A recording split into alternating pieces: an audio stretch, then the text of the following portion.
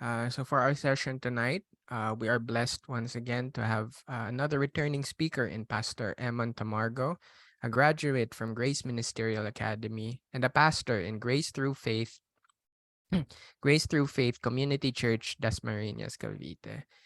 He graduated from PUP Santa Mesa with the course BS Clinical Psychology, and he was formerly an applied behavioral analyst and volunteer psychology practitioner in the Cavite Center for Mental Health.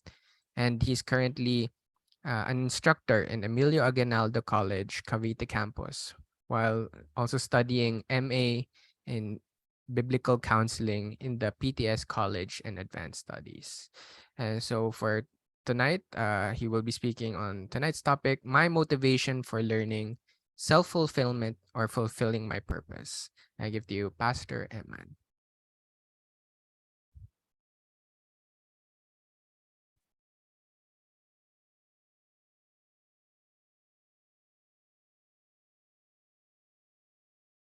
Good evening. Thank you again for this opportunity to speak with you through the RCM ministry. And the topic that was assigned to me is my motivation for learning. So the subtitle is self-fulfillment or fulfilling my purpose. So in the previous topics, you might have learned about the stresses in learning, the hindrances in learning, and now we will go back to the root as to why we are learning. So this topic is indeed relevant for our students, and I have actually invited my students from AYAC. I don't know if they're watching, but I would be glad if they will attend this RCM session. So the objectives tonight is first, to be aware of present realities concerning students' motivation for learning. So I will give you some statistics and some observations from a particular research study that concerns students' motivation for learning. Second is to analyze the difference among, not concerning, among motivations for learning. So I will present some popular theories on motivation. And third, and this is the main emphasis of this lecture, is to persuade you and for you to be persuaded about the biblical paradigm of motivation in learning. So our stand is from the Christian worldview or from the Christian standpoint, and I would be glad to present to you the motivation on why we are learning. My first question to you is, what makes you study and work hard in college? Ngayon na maraming mga estudyante ang galing ng K-12 program at galing din sila sa pandemic. So maraming mga stressors, maraming academic pressure, and then you will ask why? What makes you endure? What makes you study more and comply with the requirements of your professors?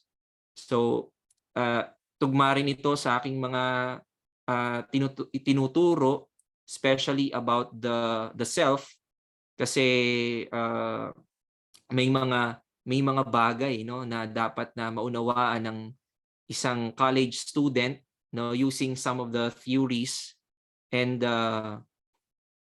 ilan sa mga pinagawa ko doon ay yung tinatawag na wheel of life. And then doon sa fourth na question, sabi doon, what is the easiest first step I can take now in the direction of what I want? So tinatanong ko doon yung mga hakbangin para makuha nila yung mga goal nila. So it has something to do with motivation as well.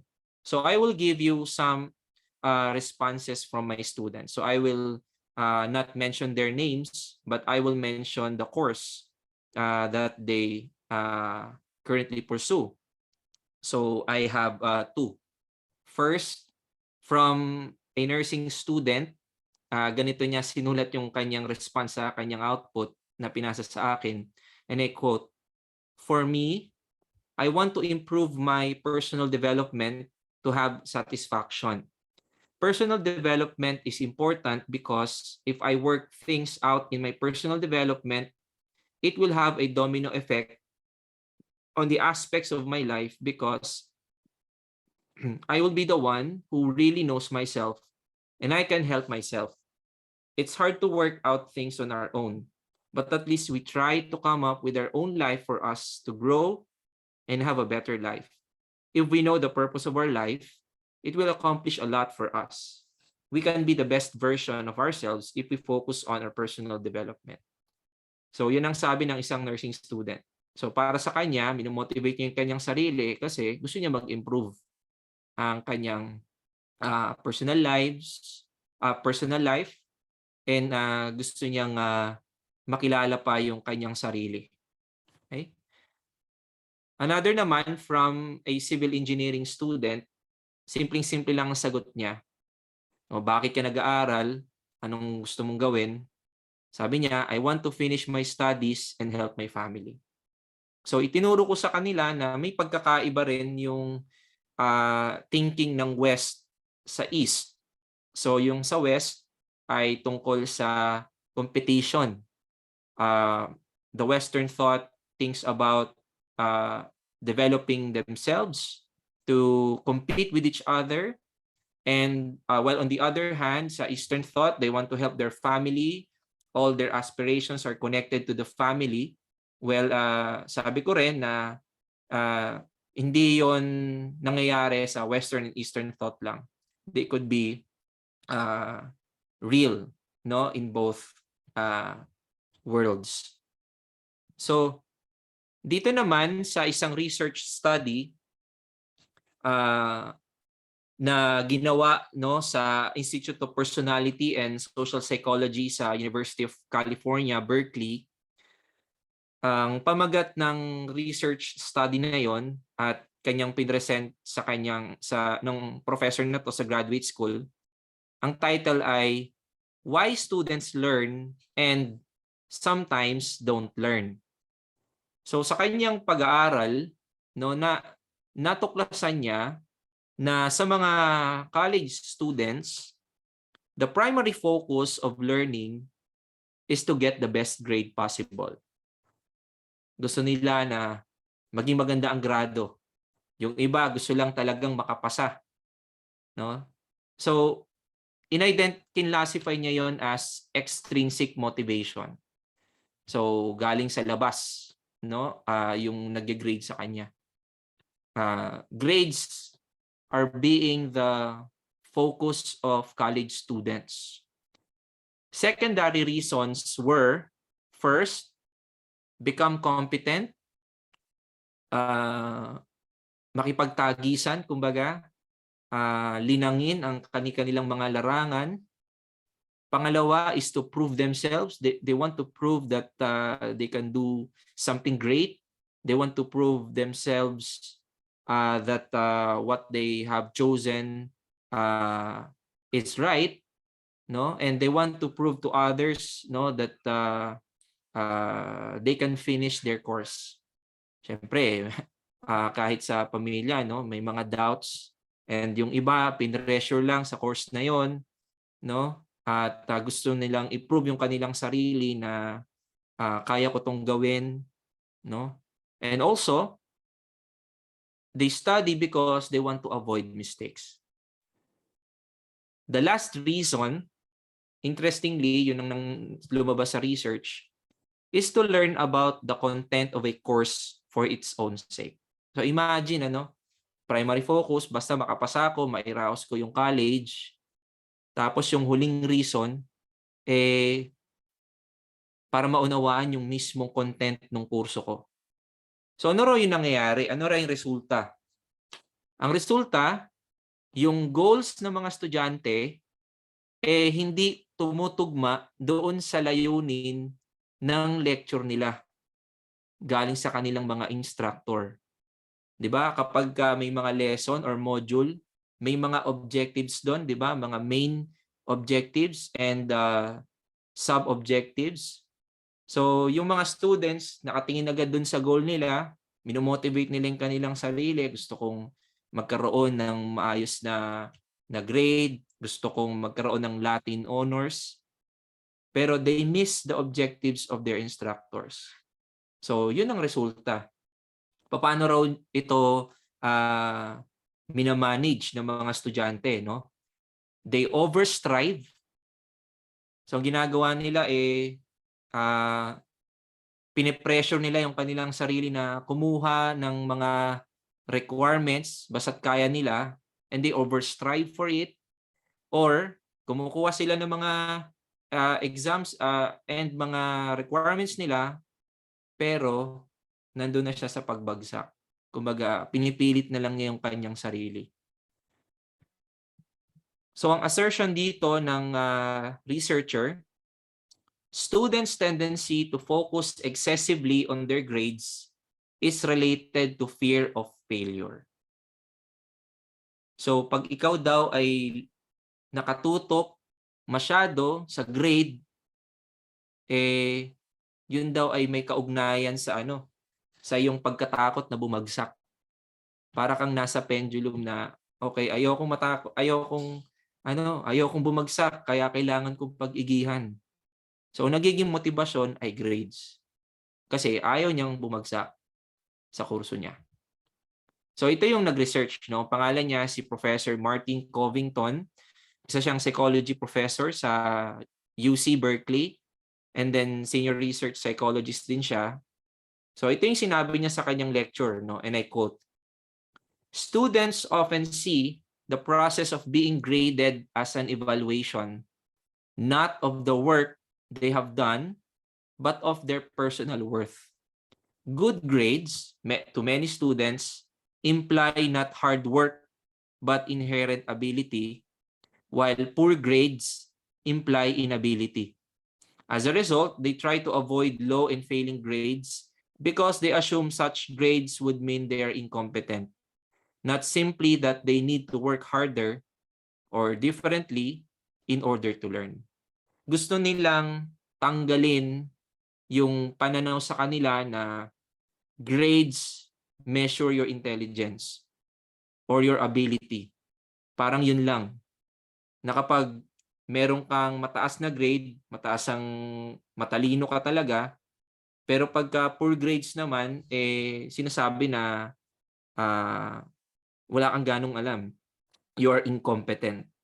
So doon lang sila nakafocus, nilililang nila ang kanilang sarili, but they miss the uh, the content and the essence of learning. So they want to uplift their personal worth, not because of learning itself. So yun ang naobserbahan ni Prof. Martin Covington. So dako naman tayo sa popular theories. Siguro yung iba rito ay familiar na. So ang una, of course, is Abraham Maslow, hierarchy of needs. So kulang ng H. So he proposed this in 1940, no? Siya ay isang humanist psychology na since you are in the world, you have to find your worth. You have to pursue your worth to be satisfied. So ang concept niya is an individual is motivated by satisfaction of needs in a hierarchical order. When satisfied, it is the continuous satisfaction that moves us in the direction of fulfillment. As you can see, we have a pyramid here. Your motivation of learning, according to Abraham Maslow, should begin in the need to satisfy your basic needs. So, sa example kanina, no, to help my family, nandito yon, no, sa food, water, warmth, and rest, sa personal na needs, and with the family, and then safety needs. I have to be secured with my finances. I have to be safe, no, sa mga insurances. And then psychological needs, no? I have to study so that my parents will love me, my friends will get envious of me, no? So kung hindi mo pa na-fulfill ayon kay Maslow, yung pinakauna, you cannot skip to another level in the pyramid. So yun ang sinasabi niya. And when you are satisfied, no, you are pursuing the higher fulfillment because you find continuous satisfaction. If there is no satisfaction, there's no sense of pursuing fulfillment anymore. Di ba? Kasi kontento ka na. Pero para kay Maslow, we have to pursue until we get to self-actualization. So that's the explanation of Abraham Maslow. Second is David McClelland's learned needs theory. So meron din itong kaugnayan sa theory on leadership. No? Ang concept naman nito ni David McClelland is that the drive for achievement arises out of the psychological need for competence and is defined as a striving for excellence. In short, our drive is excellence. So ano yung mga tatlong factors, no, na tayo raw nagpo-pursue na mag-aral? Well, in fact, kagaya nga nasabi dito, learned needs theory, the need or the factors that makes us pursue development is learned. Natututunan daw 'yon, no? Ano raw yung tatlong factors na 'yon? First is the need for power. The need for power means that you want others to follow you. So that is your motivation. You want others to follow you. You want to leave or make a legacy, no? Next is need for affiliation. You have to learn so that people will like you. People will be pleased with your achievements. And third is the need for achievement. So you learn because you need to reach your goals and to be competitive. So yun ang theory ayon kay David McClelland. So the need for achievement, the need for affiliation, and the need for power. So let's observe, no, from the responses of my students, some of my students, from the research study, and from these theories. What can we observe? It is self-fulfillment that fuels students to comply with their chosen course. Pinili niya itong kurso na ito hindi lang dahil yun ang kursong maganda. Or pinili niya itong kurso na ito kasi masarap mag-aral pag nandito ko sa kurso na to. That's not the primary motive based on what we have heard kanina. The motivation is you want to fulfill a certain need. You want to fulfill your biological need. You want to escape or avoid the fear of failure. So the student's motivation to starts with fear of failure, and fosters fulfillment through and beyond their chosen course. So while they fear failure, once na nakapasa sila, they can't get enough. No, they want more achievements for themselves. They want to prove themselves that they are great. They want to be fulfilled personally. They want to be liked. They want to be greater than the others because there is competition. But in reality, lahat ng yon, kahit sabihin natin na nakatulong tayo sa ibang tao, in reality, it all ends with the self. We want to fulfill our own goals, our own needs. So that's the main observation. Not really for the sake of learning, no, na nami-miss ng marami. Well, kung sila naman ay talagang nag-aaral, if they still want to pursue studies, ang lalabas pa rin na they want to be great, they want to be competitive, but they miss the real motivation on why they are learning new things and why they are developing their skills. So that's our second, for the second part. What should be our motivation then? So kung meron palang self-fulfillment na takot bumagsak, takot mabigo, ano ang tamang motivation ng isang estudyante? So, wala naman tayong ibang sasanggunian ngayon kundi ang salita ng Diyos. So, let me give you some points, no? First, we must understand that the motivation of learning began in Eden. Okay? There's a beginning. So, if you will read in Genesis chapter 1, verse 26, God created man in their image. Meron silang pag-iisip, meron silang kalooban, meron silang pangunawa, and let them have dominion over the fish of the sea and over the birds of the heavens and over all the earth and over every creeping thing. And then in verse 28, God said, "Be fruitful and multiply, fill the earth and subdue, and have dominion." So, ang nagbigay ng motivation for learning sa mga tao ay ang Diyos. And that motivation is demonstrated sa command.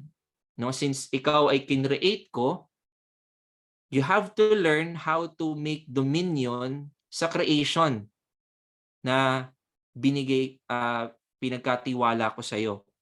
How will you subdue that? No? How will you develop creation? So that is the motivation. It began in Eden. So kung may mababasa rin natin sa chapter 2, no, na dumating sa punto ng buhay ni Adam na kinailangan niyang pangalanan ang mga hayop. So hindi 'yon nangyari na isang segundo meron na siya noon, kundi mayroong proseso na nangyari. Okay? Karoon ng proseso before dumating ang babae. Okay? Yun na sinabi sa chapter 2, verse 19. No, now out of the ground the Lord God that formed every beast of the field and every bird of the heavens and brought them to the man to see what he would call them. Di ba? So, merong pagpapangalan. So, merong naging role si Adam to have dominion over all creation because God had commanded him to subdue it. Okay? So, motivation of learning began in Eden. Well, the motivation of learning was distorted by the fall. Okay? Sa panahon pa lang ni Adam, yes, merong state of innocence where Adam equally chooses the good and yet he was unstable. And in that decision and in his accountability and responsibility, they fell. So yung motivation ng pag-aaral na yon nabahira ng fall. So the design was distorted and also man was put under a curse na pagpapagura niya ang lahat ng kanyang kinakain, no? Sinabi yon kay Adam no? At sa babae naman ay nagkaroon ng uh, curse, no? Pero ang emphasis nga dito, no, sa sinasabi ko is uh, sa responsibility ni Adam, and after that nagkaroon na ng distortion. So if you will read, no, yung sa Genesis account ng Tower of Babel, so nagkaroon sila ng mga skill to build a tower. Sabi nga sa chapter 11 verse 3, and they said to one another, "Come, let us make bricks and burn them thoroughly." And they had brick for stone and bitumen for mortar. So it is a product of technology. But the motive was wrong. The motive of learning was wrong because in verse 4, they said, "Come, let us build ourselves a city and a tower with its top in the heavens, and let us make a name for ourselves." So when the Lord came down, sabi sa verse 5, sabi ng Panginoon naman sa verse 6, sa verse 5, bumaba ang Diyos, nakita niya ang mga ginawa ng tao, and then the Lord said, in verse 6, "Behold, they are one people, and they have all one language, and this is the only the beginning of what they will do. And nothing that they propose to do will now be impossible for them." So, alam naman natin yung nangyari, nilito ng Diyos sa mga wika at dinisperse sila ng Diyos. No? Iginuho niya ang ang tore. So you see, there is a progress of learning. Nakagawa sila ng bricks, nakagawa sila ng mortar, and yet they want to make a name for themselves. But the motivation of learning, though it was distorted, it did not cease since the fall. So in God's common grace, men learned their skills to build a society, to build a government, to hunt animals, to cook, no, to make some clothing, and to build tabernacles, to make weapons of war. So those are products of learning. Though bumagsak nga, hindi pa rin nawala yung motivation of learning na yon. Kasi we are all created as workers, but there are the people was learning with corrupted minds, that they want to make a name for themselves, no? By learning, they learned how to melt gold, kaya nakagawa ang Israel ng golden calf, no? From raw materials to a finished product, that's a product of learning. Okay? So it did not cease since the fall. No? Though meron niyang bahid. So nandito tayo sa punto ng human history that we have learned the preeminence of Jesus Christ. When Christ came, nakita ng mga tao at ipinakita ng Diyos na siya ang taluktok kumbaga ng nilikha, no? The motivation of learning shines brighter because of the preeminence of Christ. So mababasa natin yan sa Colossians 1:15-20. "For by him all things were created in heaven and on earth, visible and invisible, whether thrones or dominions or rulers, all things were created through him and for him." So nagbabago yung nare-reshape yung motivation. Or nare-restore, nare-redeem yung motivation. So noon na ang mga tao ay gumagawa ng pangalan para sa kanilang sarili, kinakalimutan nila na may lumikha sa kanila, Dumating sa punto na nais baguhin ng Diyos ang pananaw ng mga tao na lahat ng kanyang nilikha ay dahil sa Panginoong Hesukristo. So that is the motivation of learning that uh, we want to redeem, lalo na sa ating mga makasalanan. So lahat, no, God's works in creation and providence all leads to Christ and his preeminence. And then the motivation of learning, once you were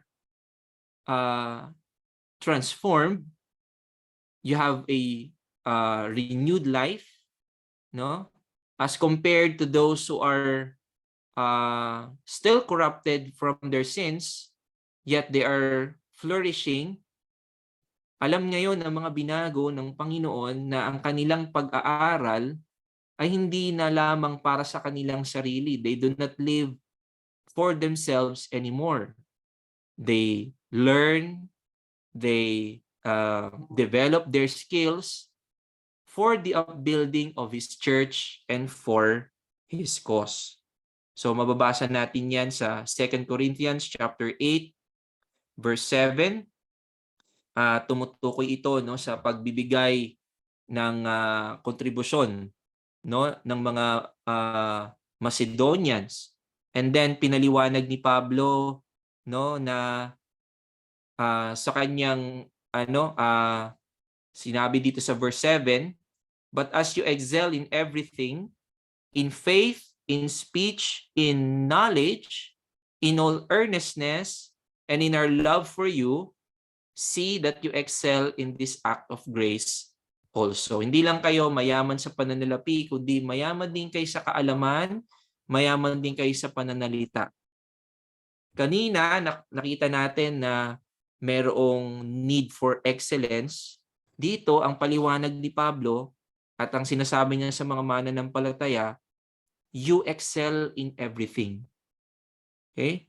And if we will skip until chapter 9, verse 8, sinabi ni Pablo, sa context ng pagbibigay, sabi niya, and God is able to make all grace abound to you, so that having all sufficiency in all things at all times, you may abound in every good work.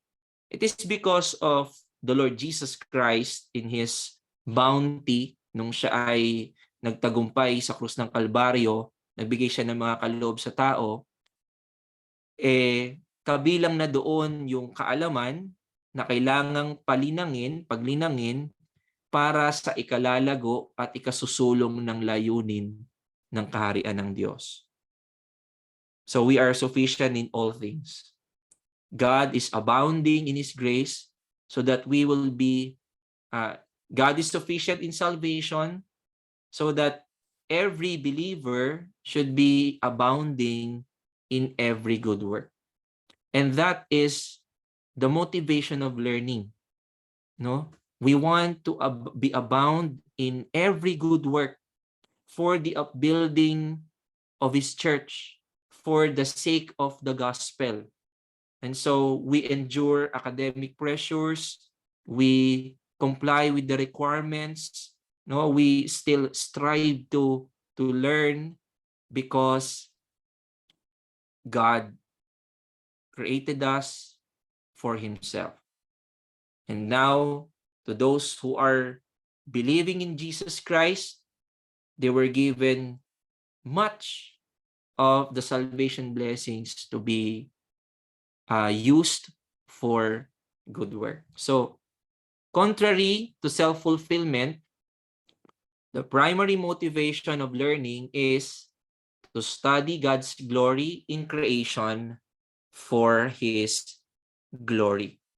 So yun ang mababasa natin sa Psalm 111. I praise the Lord. I will give thanks to the Lord with my whole heart in the company of the upright in the congregation. Great are the works of the Lord, studied by all who delight in them. Full of splendor and majesty is His work. and his righteousness endures forever. And then the rest, pinapaliwanag yung mga works ng Panginoon. So ang motivation ng isang sabik mag-aral dahil nakikilala niya ang kadakilaan ng Diyos at marami nag-iintay sa kanya na pag-aralan niya. Though our minds are finite, we cannot fully understand the infinite, we have the opportunity and even a privilege to study God and His works. So ang summary ng psalmist dito, no, great are the works of the Lord. They are full of splendor and majesty. No, na kumbaga nakapunta ka sa isang museum na sabik ka kasi lagi mong naririnig na maganda rito sa museum na ito. And then you went there and you see the works from the past, no? How were they preserved and how did it relate to the present present society, sa present na creation ng Diyos. So that is the primary motivation of learning. Because you want to know God, you love Him, contrary to the self, or should I say, selfish fulfillment. So that is the main point. Second point is that the outpouring of your learning about God and His work overflows your love towards your neighbors. You learn, you entered college because you want to help your brothers and sisters in Christ. You learn to serve your country. You are learning because you want to contribute for the good of God's creation, to serve Him. So this is not the first motivation. This is the secondary motivation, because you love God and therefore you love also your neighbors. So to present you a case on the love of learning, this is Antoine van Leeuwenhoek. He is a Dutch Reformed. He's a Christian. So Antoine van Leeuwenhoek was considered to be the father of microbiology. So on age 16, nagtrabaho siya bilang cashier and accountant.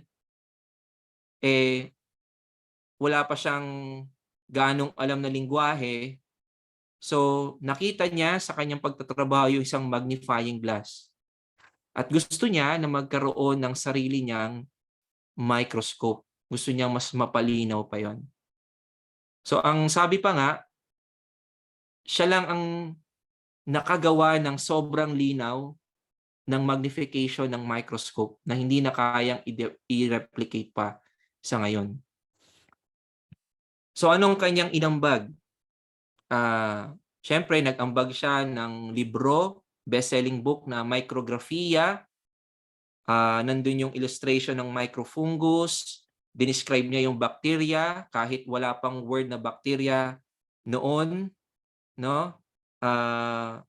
Sinasabi lang niya yung animalcules, yung pinakamaliliit daw na mga hayop. Yun ay ginamit, no, ng mga mananaliksik nung araw. So siya ay naging member ng Royal Society ng England,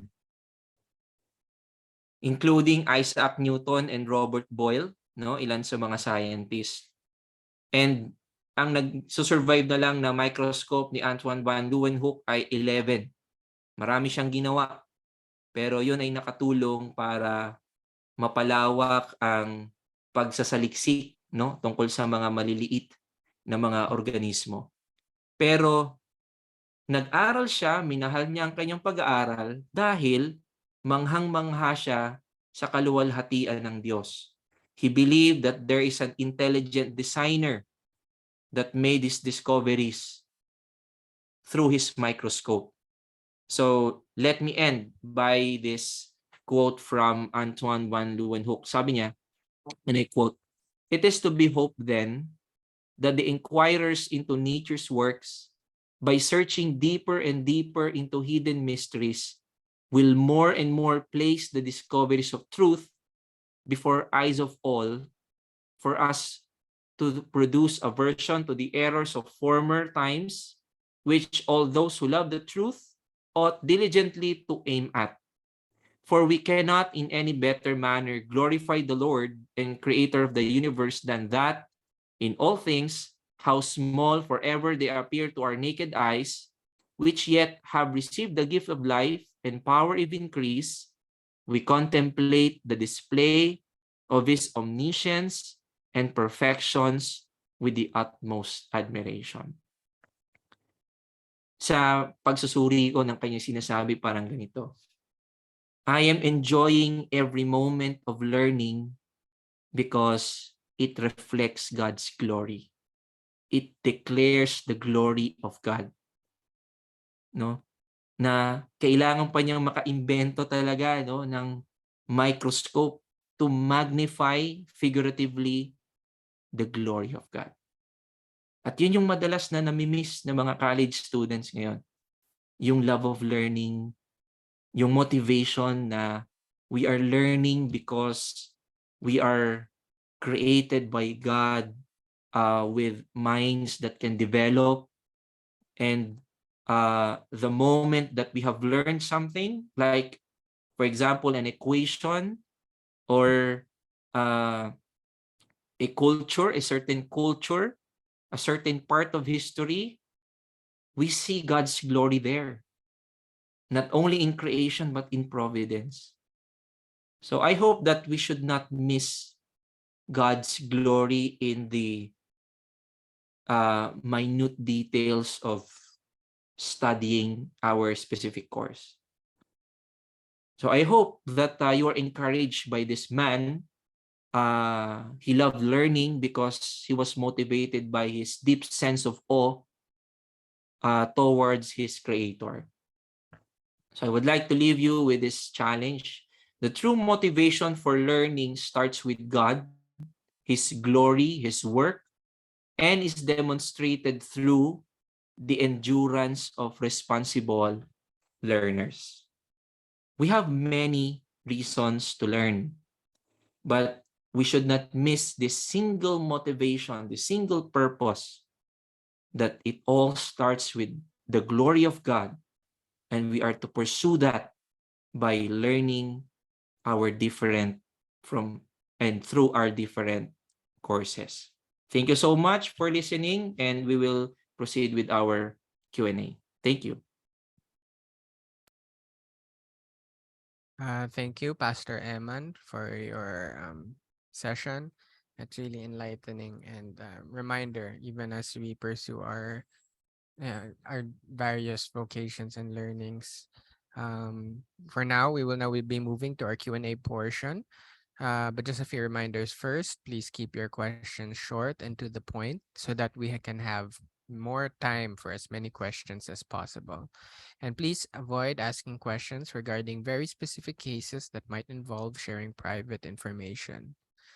Um, you can raise your hand using the Zoom's raise hand function to be acknowledged by me, your moderator, or you can send them on the Zoom chat or privately to myself, Zoom moderator, Brother Joseph. And with that, we will now be heading to our first question for tonight. There's a question here. Do you think that the government has something to do with the attainment of one's basic needs mentioned in Maslow's hierarchy of needs? Uh, can you repeat the question? Do you think that the government has something to do with the attainment of one's basic needs mentioned in Maslow's hierarchy of needs? Hmm. Oo, there's the government's role in providing basic needs, no. Pero kung susundin nga natin yung teorya ni Maslow, kailangan munang matugunan ng pamahalaan yung pinakaunang hierarchy, no, which is food, sex, warmth, and sleep. no, before we move on to the next level, no, which is yung safety and security. But the main design of government is to promote justice and order, no, not primarily with the distribution of goods, but it is part of the preservation sa atin, no, as creatures. Pero yes, the government strives to fulfill yung ating mga needs. But the theory of Maslow is uh, focus on the individual only, no, hindi siya yung collective like the government, but the government contributes to the fulfillment, to the satisfaction of the individual. Thank you for your answer, Pastor Emman.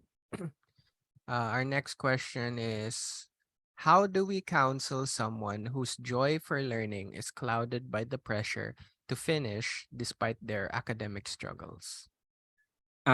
Siyempre kailangan siyang pakinggan kung ano ba yung mga stressors na meron siya.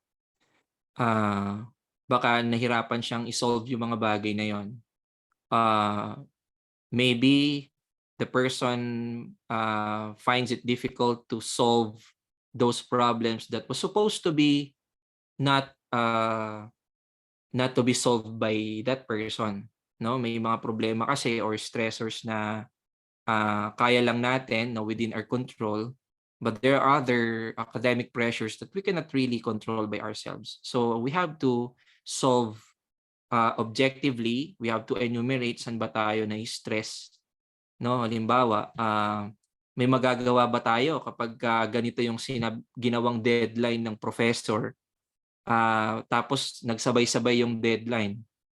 So siguro pwede kung may kapangyarihan ka na baguhin yung deadline, pero once na nagbigay ang professor ng deadline sa'yo, you have to be responsible. So kailangan mong i-manage yung time mo.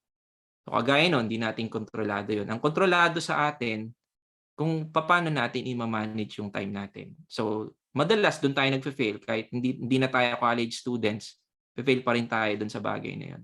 But kailangan lang ma-classify. Ano ba yung mga problema na kaya mong i-solve sa'yo lang, at yung hindi mo kayang i-solve na dapat iba yung nagsosolve nun para sa'yo. Thank you for your answer, Pastor Emman. Again, if anyone has any questions, you can raise your hand here in Zoom, or you can message it to me or Brother Joseph, and I will include it with the questions we have here. Here is our next question po.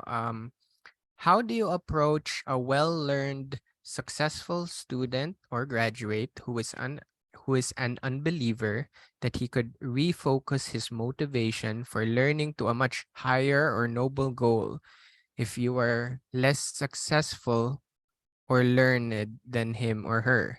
In other words, it is like this, quote, mas marunong ako sa iyo, bakit mo ako tuturuan? Parang ang nangyayari yung sasabihan mo mas matalino sa'yo, tama?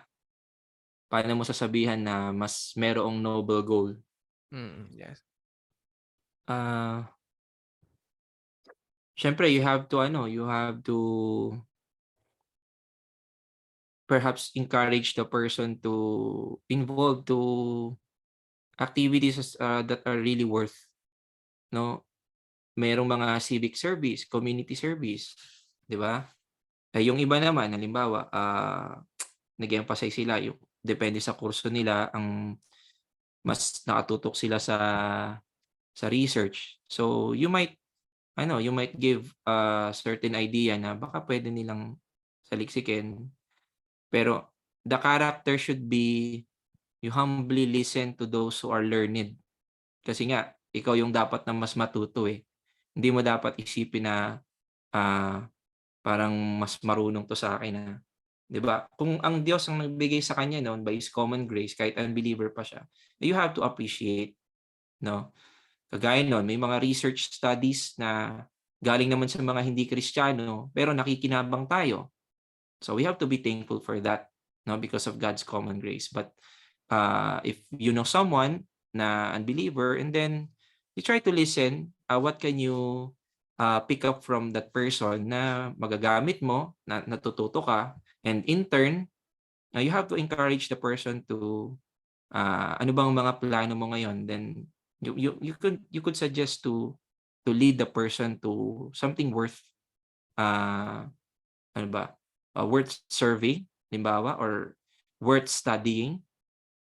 O, yun ang magandang ano, yun ang magandang simula na magkaroon kayo ng questions about creation, no, questions about providence, questions about society, no, na puwedeng siyang ma-lead sa gospel. So, Thank you for your answer, Pastor Emman. I have another question here. Mali po ba pumili ng course based on the possible high income one can get after graduating?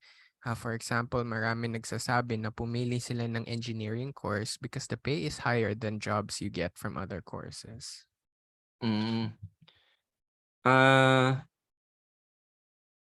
okey lang na pumili ka ng ibang course as long as you understand ano yung course na yun. Kaya nga sabi natin kanina, 'di ba, you must know the content of the course that you're going to take. Ang mali doon ay nakatingin ka agad dun sa sweldo. Eh, first and foremost, nagbabago yung pay grade. Puwedeng ano, puwedeng bumaba o puwedeng mas tumaas. Malay mo dahil sa demand ngayon, halimbawa, sa mental health, mas tumaas yung pay grade ng mga psychologist kasi demanding yun ngayon, 'no? Nakikipagsabayan na siya sa ibang mga courses, 'no? Eh, mag-aaral ka pa lang, marami pang puwedeng mangyari. Baka ngayon sa tingin mo mataas yung sasahurin mo, pero pagka-graduate mo, hindi mo kaagad makukuha yung sweldo na yun. So, check mo yung heart mo, baka you're expecting too much from that course, na baka in reality when you graduate, magsisimula ka pa lang sa basic salary. Hindi puwedeng pag-graduate mo kailangan ang ka-level mo mga lisensyadong mga engineer. So, gagaya din sa ibang course, ang kailangan mo talagang suriin, why are you pursuing that course, 'no? On the other hand, siyempre 'di ba nandito ka na sa course na 'to, eh, ano ka, you are fueled with passion kasi gustong-gusto mo yung inaaral mo, 'di ba? Ah, ang puwede mong gawin, you have to develop more para ano, yung kumbaga yung ranking mo, yung skill set mo, eh, competent na bayaran ka ng mas mataas, 'no? But do not skip, ah, to that thought already, especially if you're a freshman student na wala ka pa dun, eh. You might miss the love of you might miss the joy of learning, 'no? Maraming maraming puwedeng mangyari. So, you have to pray. Are you looking for a good salary? That's why you're choosing the course? Eh, kung salary lang naman ang pag-iisipan mo, eh, wag ka ng I hope that this will not discourage the person who asked this. Mag-business ka na lang kung kaya mong mag-business kasi gusto mo ng mas malaking sahod regardless of the course, or kung pipili ka man ng kurso mo, wala ka ring kasiguraduhan kung makakakuha ka agad ng malaking sahod. So, enjoy learning and check your motivations first. Thank you, Pastor Eman. I have another question here. Do you believe that elderlies who uphold the saying, papunta ka pa lang, pabalik na ako, can still be teachable about this topic? Yeah, because ano, there is wisdom in people with gray hairs. Yung encouragement to endure the course. Hindi naman ito yung tagisan ng bawat panahon, kundi how they endured those tough times of learning. 'Di ba? Sa nababasa ko nga sa Facebook yung mga RK ng mga students, 'di ba, meron silang magandang technology na ng paggawa ng plates. Yung isang nag-post ng throwback niya, ano lang, parang sa ano lang, sa isang gulagulanit na papel, parang hindi maganda yung venue ng kanyang paggawa ng plate. So every generation has their experience, 'no, kung paano nila ini-enjoy 'yun. And we have the same struggles in learning. So maaari tayong mag-aral sa mga naging failures nila para hindi na maulit. Hindi siya yung tagisan na, "Oh, kami nga kinaya namin, eh." Parang sino-show lang na, "Basta kaya mo 'yan." So dapat tanungin mo rin, paano nila na-endure 'yun? Paano nila na-endure at paano nila na-enjoy yung learning na 'yun? Kasi ang mga students ngayon, eh, kung ire-relate lang sa panahon natin, natin na, eh, 'no? Panahon namin, at least for my generation, hindi kami nakaasa sa Google. Talagang pupunta ka sa library, magbabasa ka, ah, pahina por pahina. Pero ngayon, copy paste lang, yung iba nagpe-plagiarize pa.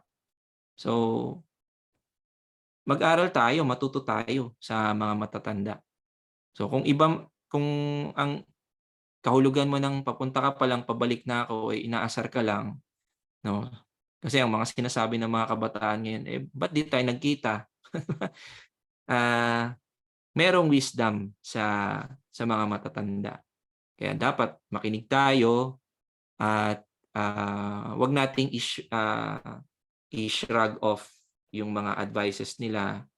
Ah, may kapupulutan tayo at hindi ibig sabihin na sila lang ang nag-endure, meron din silang matututunan sa ating generation.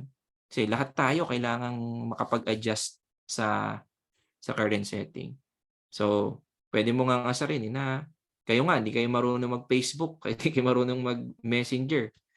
So, ano lang, tamang, ah, pagbibigay lang ng mga instruction and wisdom.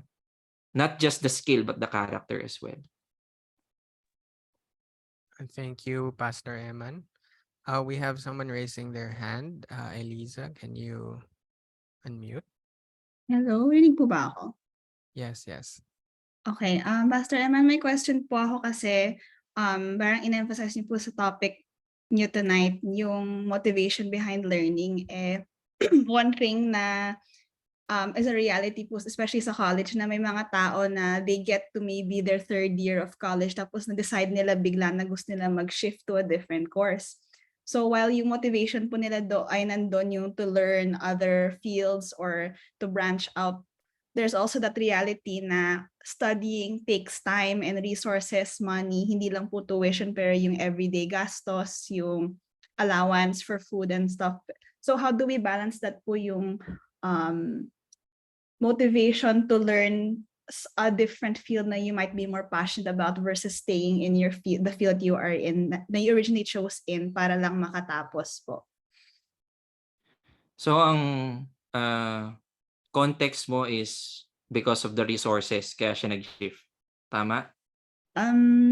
Not really. Baka po kasi there are some circumstances na students study a course up to a certain point and they realize, maybe this isn't what I want to do Mhm, or what I want to practice. mhm. Paano po yun i-approach? Kasi in a way, it could be a valid reason to shift or to ano, pero there's also that, ano na, what if tapusin mo na lang yung course na you started on kasi you're already so far along sa Mm, curriculum or ayun po. mm. Marami kasing factors, eh. Siguro kailangang i-navigate, yung mga reasons bakit siya nagpalit ng kurso. Economic factors ba? Um, Meron ba siyang change of plans, 'no? Ah, Gaya nga ng sabi mo kanina, yung mga resources, kung meron siyang resources to shift course, and then by all means, lalo na kung motivated siyang pag-aralan yon dahil yun ang kanyang passion. But it all starts with ano nga with the goal. Planado niya ba talaga yon, no? Ano yung magiging impact nun sa kanya personally, and then sa family niya. Baka the person might be too selfish, no, not to consider other counsel from older people. Pero kung decided na talaga siya dahil yun ang kanyang plano, and then you have to uh, you have to pray for that person na sana ma-realize mo yung mga consequences. I hope that you calculated the risk ng iyong paglipat. So, lalo na ngayon, ang hirap lumipat ng kurso kasi pera, una-una pera, di ba? Pangalawa, sakit na naman ng ulo sa mga requirements. But if you calculated those risks, and yet you still want to change your course, and then by all means, we all have plans, but we don't have the same length of how our plan should be executed. Iba-iba tayo ng narrative, iba-iba tayo ng timetable. So, kung kaya mo yung kay Casey Tandingan nga 'di ba? Goal pa nung nanay niya na mag-RN, nakapasa naman. So, hindi niya minadali. So, ang isang college student na third year na kaya pang lumipat, sana naisip niya yung mga consequences ng paglipat niya. So, it would take time, no? Siguro ang motto niya, I will graduate on time no matter how long. Di sige. Pero our resources are finite and limited. Kaya sana mapag-isipan niyang maigi. Thank you for the question, and for Pastor Emman for answering it. We thank you again for your talk, and as you have said, like there's really a lot of motivations that we should be weighing with our pursuit of learning, but our greatest motivation for learning should be to know God and His glory. And I hope that would be something that we would see in our pursuits in the different vocations we all are in.